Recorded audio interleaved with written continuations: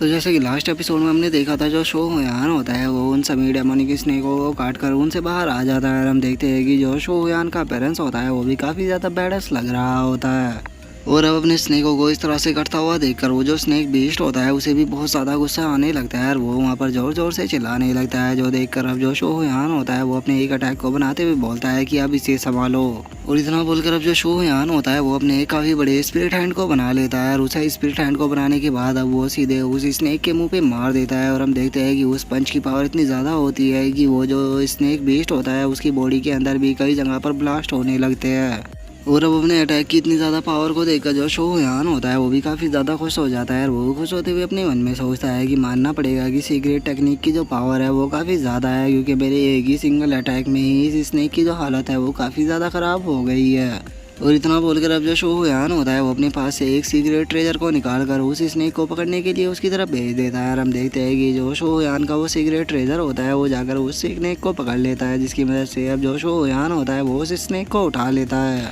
और अब उस स्नेक की बॉडी को देखकर जो शो हुयान होता है वो खुश होते हुए अपने मन में सोचता है कि इस स्नेक की बॉडी के अंदर से मुझे हज़ारों साल पुराना लिग्जी पॉइजन मिल जाएगा और उसकी एक ड्रॉप से ही मैं हेवनली सेलेस्टियल रियलम पर ब्रेक थ्रू कर सकता हूँ। लेकिन यहाँ पर तो ये मुझे पूरा स्नेक मिल चुका है और अब अगर इस पूरे स्नेक की बॉडी के अंदर से मैंने लिग्जी पॉइजन को निकाल कर उसे एब्जॉर्ब किया तो मुझे लगता है कि मैं हेवनली क्योस रियलम पर ब्रेक थ्रू कर जाऊँगा। और शो यानी ये सब कुछ अपने मन में सोच ही रहा होता है, लेकिन तभी हम देखते हैं कि पीछे से कोई पर्सन आने लगता है जो कि वहाँ पर आते हुए चिल्लाते हुए बोलता है कि आखिर वहाँ पर कौन है। जिसे सुनकर अब जो शो यान होता है वो भी शौक होकर पीछे की तरफ देखने लगता है। जिसके बाद अब हम देखते हैं कि वहाँ पर एक और स्नेक बीस्ट आने लगता है जो कि देखने में पहले वाले से भी खतरनाक लग रहा होता है। और वो जो स्नेक बीस्ट होता है वो वहाँ पर आते हुए बोलता है कि तुम्हारी हिम्मत कैसी हुई हमारे इस फॉरेस्ट के अंदर आने की। और अब उस स्नेक बीस्ट को देखकर जो शो हुयान होता है वो भी शौक हो जाता है और वो शौक होते हुए अपने मन में सोचता है कि ये तो वाइट स्नेक है। और शो हुयान ये सब कुछ अपने मन में सोच ही रहा होता है, तभी वो जो वाइट स्नेक होता है वो शो हुयान की तरफ बढ़ने लगता है।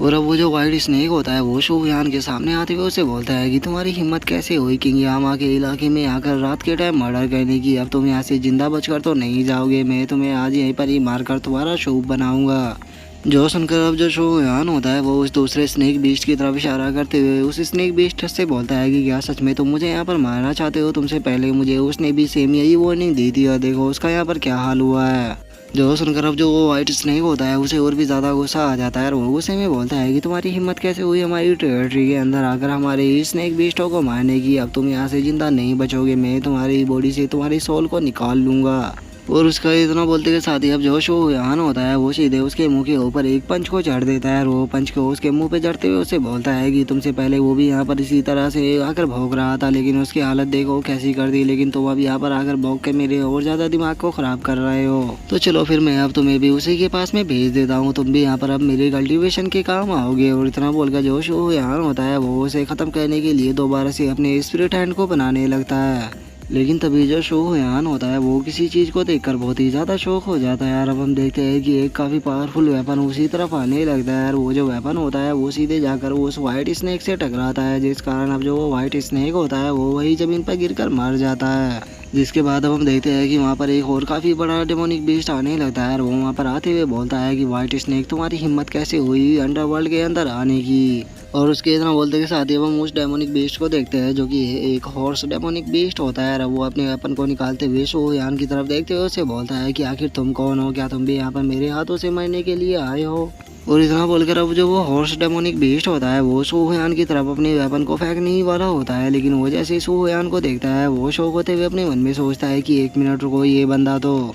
और वो हॉर्स डेमोनिक बीस्ट ये सोच ही रहा होता है, लेकिन तभी जो शो हुयान होता है वो उस हॉर्स डेमोनिक बीस्ट से बोलता है कि हॉर्स डेमोनिक बीस्ट क्या तुम जानते भी हो कि मैं कौन हूँ? लगता है कि मुझे यहाँ पर पास्ट की तरह तुम्हें दोबारा से पीटना होगा, उसके बाद ही यहाँ पर तुम्हें याद आएगा कि मैं आखिर कौन हूँ। और इतना बोलकर जो शो हुयान होता है वो गुस्से में उस डेमोनिक बीस्ट की तरफ देखने लगता है। और अब शो हुयान के ओरा को महसूस कर वो जो हॉर्स डेमोनिक बीस्ट होता है वो काफ़ी ज़्यादा घबराने लगता है और वो घबराते हुए अपने मन में सोचता है कि इसकी जो एनर्जी है वो बहुत ज़्यादा फेमिलर है, लेकिन आखिर ऐसा कैसे हो सकता है, वो यहाँ पर कैसे आ सकता है। और इतना सोचकर अब जो वो हॉर्स डेमोनिक बीस्ट होता है वो घबराते हुए शो हुयान से बोलता है कि आखिर तुम कौन हो, मुझे ये मत कहना कि तुम वही पर्सन हो।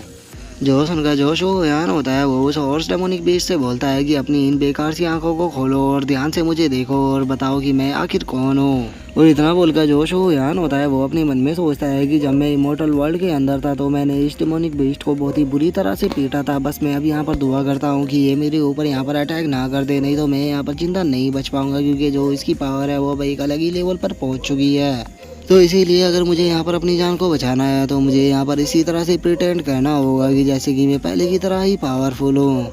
और सोयान ये सब कुछ अपने मन में सोच ही रहा होता है तो लेकिन तभी वो जो डेमोनिक हॉर्स बीस्ट होता है वो सोयान से बोलता है कि मुझे अपनी आंखों पर यकीन नहीं हो रहा कि ये आप हो, क्योंकि जब से मैं इमोर्टल वर्ल्ड के अंदर से आया हूँ यहाँ पर मैं किसी से भी नहीं मिला।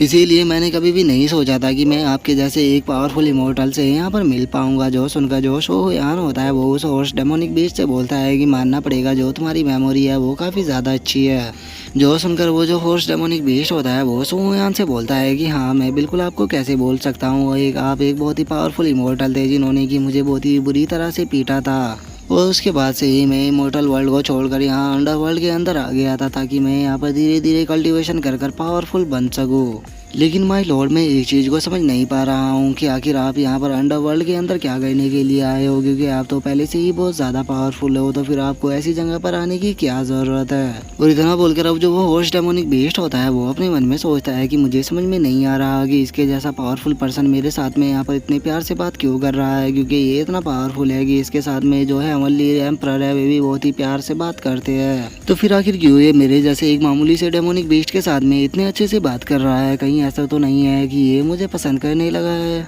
और वो ये अपने मन में सोच ही रहा होता है तभी जो शोयान होता है वो उस हॉर्स डेमोनिक बीस्ट से बोलता है कि ये कोई बड़ी बात नहीं है, बात यह है कि मैं अभी अभी इस वर्ल्ड के अंदर रेनकार्नेशन हुआ हूँ, इसीलिए मैं इस वर्ल्ड के अंदर घूम रहा हूँ ताकि मैं इस पूरी जगह को अच्छे से देखकर इस वर्ल्ड के बारे में समझ सकूँ। जो सुनकर अब वो जो डेमोनिक हॉर्स होता है वो भी हंसते हुए बोलता है कि माय लॉर्ड मैं आपकी बात को समझ गया। जो सुनकर जो शोयान होता है वो उस हॉर्स डेमोनिक बीस्ट से बोलता है कि ठीक है अब इस चीज़ को छोड़ो, मुझे ये बताओ कि तुम अंडर वर्ल्ड के अंदर क्या कर रहे हो, क्या तुम यहाँ पर किसी दूसरे वर्ल्ड के लिए काम कर रहे हो। जो सुनकर जो हॉर्स डेमोनिक बीस्ट होता है वो अब शोयान को बताता है कि हाँ क्योंकि आप तो ये चीज़ जानते ही हो कि जो इटर्नल कॉन्टिनेंट और जो इमोर्टल कॉन्टिनेंट की लाइफ एंड डेथ है वो तीनों रियलमों से जुड़ी हुई है, तो इसीलिए जो पावरफुल वर्ल्ड है उन्होंने मुझे यहाँ पर छोड़ा हुआ है ताकि मैं यहाँ पर सही जजमेंट कर सकूँ। और ये जो वाइट स्नेक था इसने इस अंडर वर्ल्ड के अंदर काफ़ी ज़्यादा तबाही मचाई हुई थी, इसीलिए मुझे भेजा गया था ताकि मैं इस वाइट स्नेक को कैप्चर कर सकूं। लेकिन चूंकि मुझे इस वाइट स्नेक के ऊपर बहुत ही ज़्यादा गुस्सा था तो इसीलिए मैंने इसे यहाँ पर मार दिया।